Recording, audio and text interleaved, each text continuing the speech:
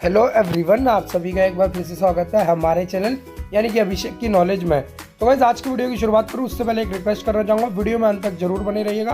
और अगर आपने अभी तक हमारे चैनल यानी कि अभिषेक की नॉलेज को सब्सक्राइब नहीं किया है तो सब्सक्राइब करके बेल आइकन को जरूर दबाएं। और अब आप हमें इंस्टाग्राम पर भी फॉलो कर सकते हैं, जहाँ पे आप हमें मैसेज के थ्रू कॉन्टैक्ट कर सकते हैं। और ट्विटर और टेलीग्राम पर फॉलो करना ना भूलें। तो वीडियो की शुरुआत करते हैं। तो आज की वीडियो में बात करने वाले हैं डीडीसी रिक्वायरमेंट यानी कि दिल्ली डिस्ट्रिक्ट कोर्ट रिक्वायरमेंट के रिगार्डिंग। तो वैसे एक बहुत बड़ी रिक्वायरमेंट है या फिर हम कह सकते हैं बहुत बड़ी खुशखबरी निकाल दी गई है बच्चों के लिए जो भी 10वीं क्लास पास है। जो रिक्वायरमेंट है वो किस किस पोस्ट के लिए वो मैं आपको शुरू में ही बता देता हूँ। तो जो वो रिक्वायरमेंट है वो आपके लिए पियोन के लिए, ऑर्डरली के लिए, डाक पियोन के लिए, चौकीदार के लिए और आपकी सफाई कर्मचारी और प्रोसेस सर्वर। देखिए ये सारी पोस्ट एक है, लेकिन प्रोसेस सर्वर का जो आपका ये इसका एक अलग प्रोसीजर है। तो आप वीडियो में शुरू से लेकर अंत तक जरूर बने रहिएगा और इसकी पूरी जानकारी, इसकी eligibility criteria, education qualification, age limit आपकी आपकी रिलैक्सेशन, फीस पेमेंट, आपका सिलेबस, इसकी पूरी जानकारी आपको इस वीडियो के अंत तक मिल जाएगी। तो अगर आपने अभी तक हमारे चैनल को सब्सक्राइब नहीं किया तो सब्सक्राइब जरूर करिएगा और इस वीडियो को आप लाइक जरूर करिएगा। तो इसकी ऑफिशियल वेबसाइट,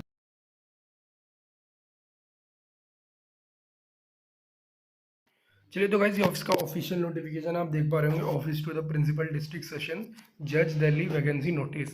तो देखिए पहले सबसे पहले आपको किस पोस्ट के लिए कितनी वैकेंसी है वो मैं आपको दिखा देता हूँ। यहाँ पे देखिए एक चीज़ पे आप जरूर गौर करके रखिएगा, जो आपका पोस्ट कोड, ठीक है, पोस्ट कोड आपका क्या है, यहाँ पे इस पोस्ट कोड का है A5 है आपकी। और जो A5 का जो आपका कोड है वो किसके लिए आप देख लीजिए, पियोन के लिए, ऑर्डरली के लिए और डाक पियोन के लिए।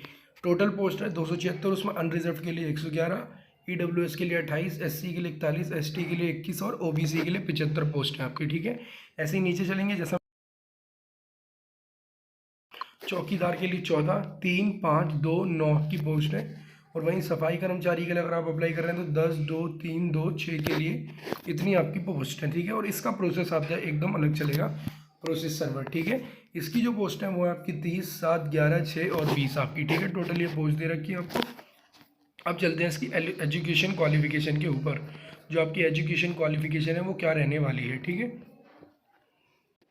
तो देख सकते हैं आप इसकी एजुकेशन क्वालिफिकेशन पे हम आ चुके हैं। देखिए अगर आप A5 है, पोस्ट कोड जैसा मैंने बताया था A5 के लिए आप अप्लाई करते हैं, यानी पियोन, डाक पियोन, चौकीदार या फिर आप सफाई कर्मचारी के लिए, तो देखिए इसकी जो आपकी क्वालिफिकेशन है वो बस आप 10वीं क्लास पास होनी चाहिए, ठीक है।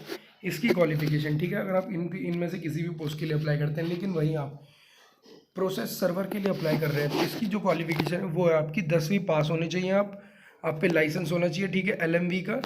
और आपके पास 2 साल का एक्सपीरियंस भी होना चाहिए अगर आप प्रोसेस सर्वर के लिए अप्लाई कर रहे हैं। तो ये इसकी क्वालिफिकेशन रहने वाली है। अब आपको एक बार वो दिखा देता हूँ, एज लिमिट क्या है इनकी।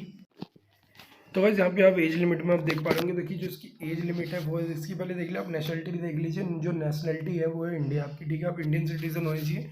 और जो एज लिमिट है वो आपकी 18 से आपकी कम नहीं होनी चाहिए और मैक्सिमम आपकी 27 होनी चाहिए। रिलैक्सेशन आपको दिखा देता हूँ, रिलैक्सेशन जो है आपका एज लिमिट वाइज वो आपको दिखा देता हूँ मैं।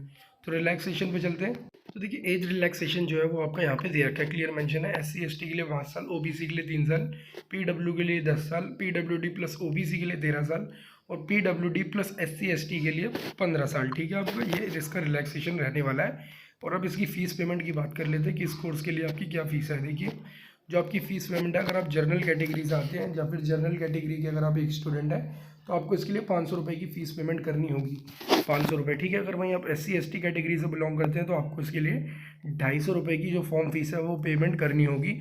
और जो पेमेंट कर सकते हैं वो नेट बैंकिंग के थ्रू कर पाएंगे, ठीक है। नेट बैंकिंग मोबाइल, तो आप अपनी जो पेमेंट होगी वो net banking, debit card, UPI के मोड्स के थ्रू कर पाएंगे, ठीक है। तो जो आपकी फीस होगी वो एकदम नॉन रिफंडेबल होगी। मतलब फीस पेमेंट करने के बाद अगर आप एग्ज़ाम भी नहीं देते हैं तब भी जो आपकी ये फ़ीस है वो आपको वापसी नहीं दी जाएगी। जो डॉक्यूमेंट्स लगेंगे वो मैं आपको बता देता हूँ। जब आप फॉर्म भरेंगे आपकी एक फ़ोटोग्राफ लगेगी और आपकी एक 10th क्लास की मार्कशीट जरूर लगेगी। आप इसको अपने पास रखिएगा अच्छे से स्कैन करके, ठीक है। अब इसका सिलेबस पे जाने से पहले इसकी इंपॉर्टेंट डेट्स देख लेते हैं। तो गाइस जो इसकी रिक्वायरमेंट है वो 7 तारीख से 7 फरवरी से आप इसके लिए फॉर्म फिल कर पाएंगे, 7 फरवरी से सुबह 10 बजे से, ठीक है। और 21 फरवरी शाम को 5 बजे तक आप इसके लिए फॉर्म भर पाएंगे। और फीस पेमेंट करने की भी यही डेट रहेगी, ठीक है। आपकी जो आपका एग्ज़ाम होगा वो MCQ बेस्ड होगा और बायलैंग्वेज होगा, हिंदी इंग्लिश दोनों में अवेलेबल होगा। उसके लिए जो आपकी डेट है वो बहुत जल्दी नोटिफाई आपको कर दी जाएगी, ठीक है। सिलेबस पे अब एक बार चलते हैं हम। तो देखिए जो आपका सिलेबस होगा वो होगा आपका English, Hindi, general knowledge with including with current affairs, ठीक है। करंट अफेयर्स के साथ होगा आपका जनरल नॉलेज होगा, और आपका होगा आपका जो आखिरी होगा वो होगा अर्थमेटिक्स, ठीक है। आपकी 4 सब्जेक्ट आपको कवर करने होंगे इस पोस्ट के लिए, ठीक है। अब मोड ऑफ सिलेक्शन की बात करूँ तो आपकी मेरिट लिस्ट बनेगी, ठीक है। मेरिट लिस्ट के हिसाब से ही आपका सिलेक्शन होगा, लेकिन उसके लिए भी आपको क्वालिफाइंग मार्क्स तो चाहिए ही होंगे, ठीक है। क्वालिफाइंग मार्क्स कितने होंगे, देखिए आपका 100 नंबर का पेपर होगा टीयर 1 के लिए। जो भी बच्चे अप्लाई करेंगे, चौकीदार के लिए, सफाई कर्मचारी, पियोन के लिए, डाक पियोन के लिए, प्रोसेस सर्वर के लिए, ठीक है।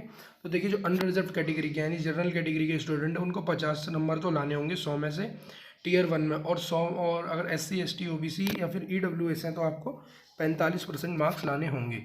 वहीं अगर मैं बात करूँ ड्राइविंग लाइसेंस की, तो ड्राइविंग टेस्ट की, तो अगर जो भी प्रोसेस सर्वर के लिए अप्लाई करेंगे उनको वो एग्ज़ाम में क्वालिफाई करना होगा, ठीक है।